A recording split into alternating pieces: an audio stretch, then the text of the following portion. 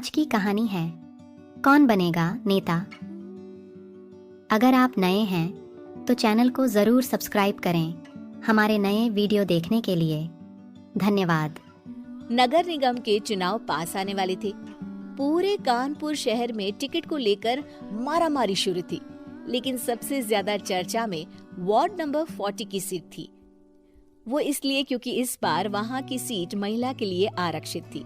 अब सवाल ये था कि चुनाव लड़ेगा कौन। इससे पहले ठाकुर साहब वहां से पार्षद थे और इस बार उन्होंने अपनी पत्नी सीमा ठाकुर को टिकट दिलवाई और ठाकुर साहब की शान के कारण सीमा जी ने 20,000 वोटों से चुनाव जीत लिया। अरे बधाई हो सीमा भाभी, अब तो आप वार्ड की पार्षद बन गई हैं।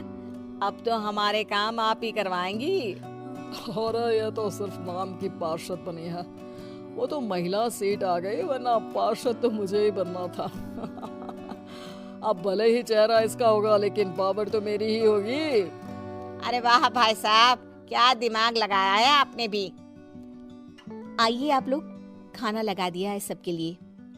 सीमा जी पार्षद बन चुकी थी, फिर भी उनकी एक ना चलती। सारे काम ठाकुर साहब खुद ही संभाल लेते और जहाँ जरूरत पड़ती वहाँ सीमा जी का अंगूठा लगवा लेते। सीमा जी ज्यादा पढ़ी लिखी भी नहीं थी। एक दिन ठाकुर साहब और सीमा एक प्रोग्राम में जाते हैं। अरे ठाकुर साहब आप आ गए। ओहो, पार्षद मैडम भी आ गई हैं। स्वागत है आप दोनों का। लगता है हमारे पार्षद फंड का सही इस्तेमाल हो रहा है। चलिए अब उद्घाटन करते हैं। ये लीजिए ठाकुर साहब कैची, आप ही सबसे पहले प्रवेश कीजिए। सब लोग आगे निकल जाते हैं और सीमा जी पार्षद होने के बावजूद भी पीछे खड़ी रह जाती हैं। वो देखती हैं कि वेलकम बोर्ड पर उनका नाम है, लेकिन महिला होने के कारण कोई उनका सम्मान नहीं कर रहा। अगले दिन एक आदमी उनके घर आता है। अरे ठाकुर साहब नमस्कार।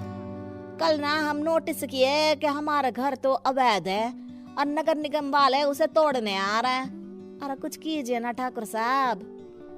देखो भाई, मैं तो ज्यादा कुछ कर नहीं सकता, पर अगर तुम सबकी जेब गर्म कर दो तो कुछ हो सकता है। कुल मिलाकर 4 लाख लगेंगे। अरे 4 लाख ठाकुर साहब? अरे भाई, मैं अपने लिए नहीं मांग रहा हूँ।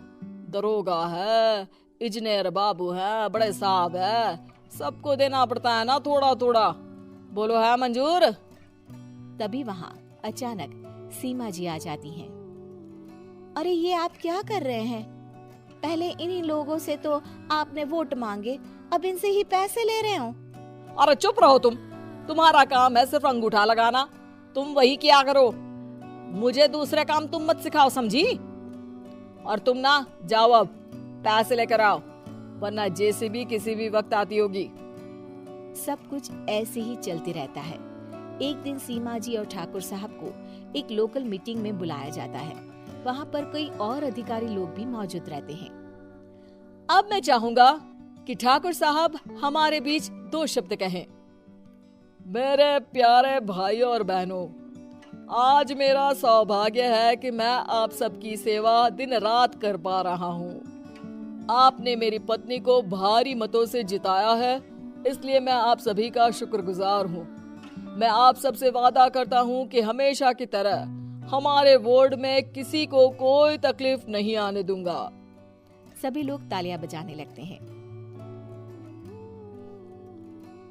अब मैं माननीय पार्षद मैडम को स्टेज पे बुलाना चाहूंगा। अपने नाम को बुलाया सुनकर सीमा जी एकदम चौंक जाती है।